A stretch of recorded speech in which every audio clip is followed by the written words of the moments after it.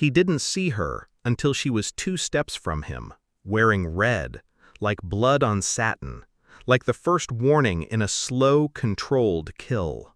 Her voice was a coil around his throat. "Still the same locks, darling?" Then the kiss, low, deliberate, just beneath his jaw. The room fell to silence. Champagne paused mid-sip, smiles froze in mid-laugh, and him? He went still, guilty still. I didn't flinch. I poured her whiskey, neat. She liked it that way. Slid the envelope across the walnut table like I was offering dessert. "Take it all," I murmured. A smile stitched onto my face like war paint. But fair warning, some doors lock forever. Back then, he made me feel chosen. We were 26. I was sharp-tongued, stubborn, too tired to pretend I needed saving. He said that's why he loved me. Said I made him feel alive, like no one else had. I believed him, because that's what you do when love is new and you haven't yet tasted the metal in betrayal. He moved into my apartment 6 months in, said he wanted to build a future. We painted the walls together, laughed until midnight. He said, "This is home," and I believed that, too. I saw the first crack in a hotel receipt, tucked inside his jeans. He never carried receipts, didn't believe in clutter.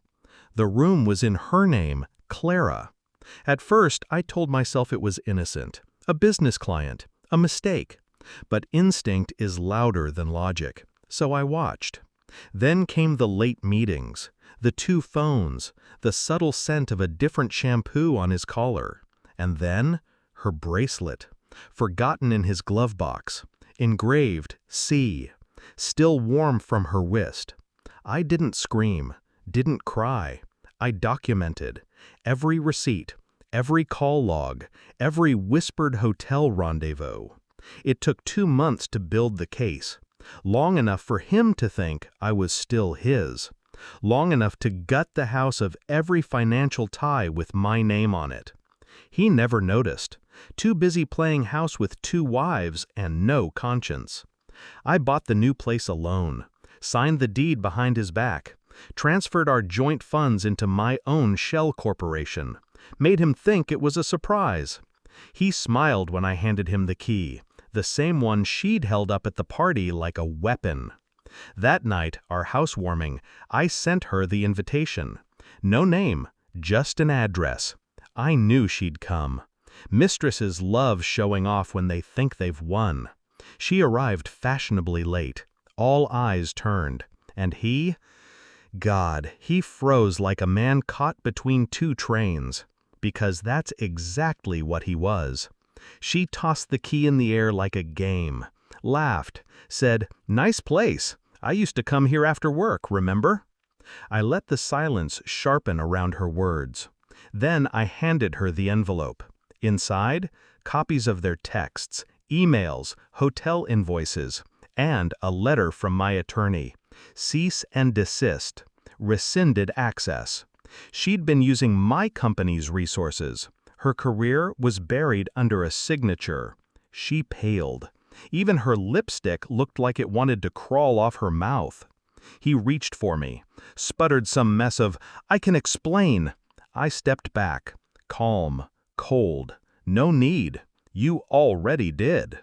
I pulled another key from my purse, his key, held it between 2 fingers, dropped it on the floor. The sound was louder than his breath. I changed the locks this morning. Pause. To everything. Now he lives in a rented condo. Calls from time to time. I don't answer. Clara?